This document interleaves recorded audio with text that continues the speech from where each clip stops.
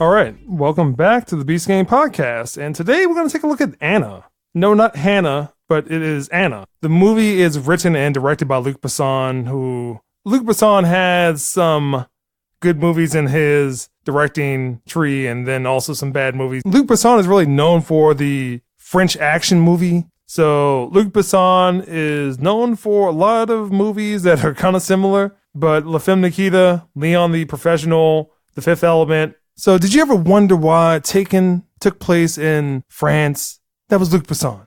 Did you ever wonder why The Transporter took place in France, at least the original one? That was because of Luc Besson. Colombiana is another movie about a spy. Who wrote that movie? Luc Besson.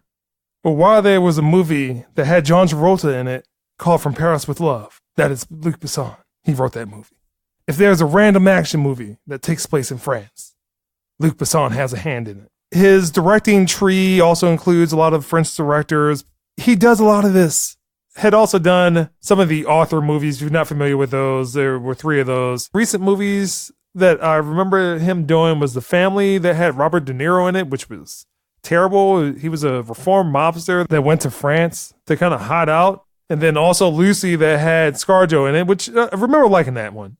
More recently was Valerian and the City of a Thousand Planets, which remember maybe giving it a 5-2, possibly? But this one is back in his spy thriller wheelhouse. This movie stars Sasha Luss, who I'm very familiar with just due to her original line of work. She was a model. It stars Helen Mirren, which not sure why you're in this movie. And also Luke Evans, which doesn't surprise me that you're in this movie. But the synopsis is, beneath Anna Poliatova's striking beauty lies a secret that will unleash her incredible strength and skill to become one of the world's most feared government assassins.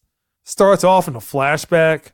It's 1985. There's a group of spies that they're in different areas in Russia. They're told to try to make it to an embassy. They're trying to run away, but people are getting caught by the KGB. One person kind of makes it out. And then it jumps forward in time.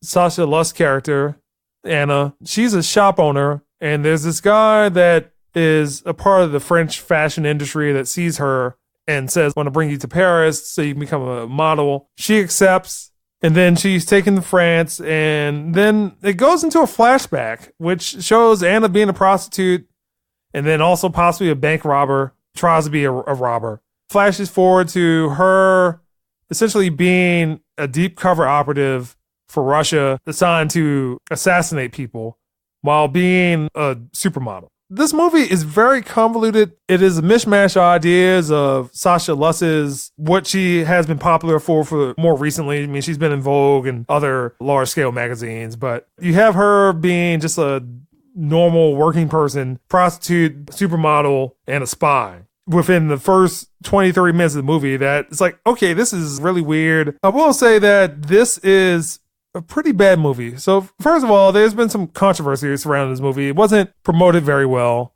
and it seemed as if the distributing companies for this movie have been trying to bury it. For one reason or another, main problem with this movie is that Luc Besson used to be this visionary director. Again, La Femme Nikita, great movie.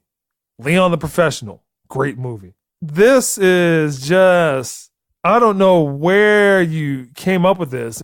There's just too many ideas, too many backstories, too many characters. You have Helen Mirren, who's essentially the handler for Anna, and then Luke Evans as well. And then you also have Cillian Murphy in this movie, who is a part of the trying to hunt down Anna, trying to see if she's a spy or not. It looks very nice. It looks like a great movie. The ideas behind it, the structure behind the movie, the fact that you have a flashback, flash forward, flashback, intermission flash, I don't know, is confusing to the audience. If you cannot tell the narrative in a straightforward manner, concise, focused idea, you should not do flashback.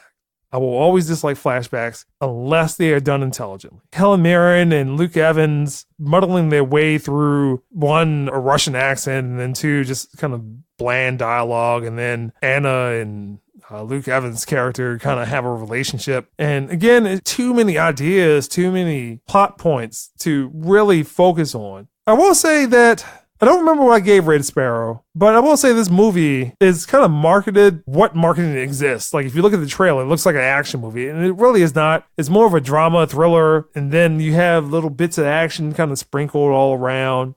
I would like for this movie to be a lot better.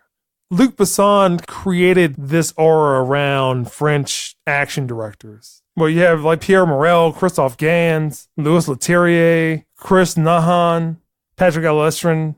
It seems like maybe in the past 7-8 years that they just fallen off. Again, Luc Besson was kind of the creator of all that he wrote most of those movies, or he had a hand in producing those movies. He even created a whole production company to try to get those movies out.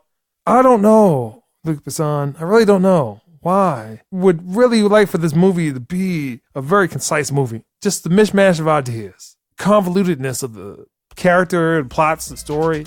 I'm going to give this a 3. I really want this movie to be good, but it is not. Hope you turn us around. I think there's supposed to be Lucy 2 coming out, and I want that movie to be great, because Lucy was okay. But Luc Besson, please turn it around, and that's Beast Game Podcast.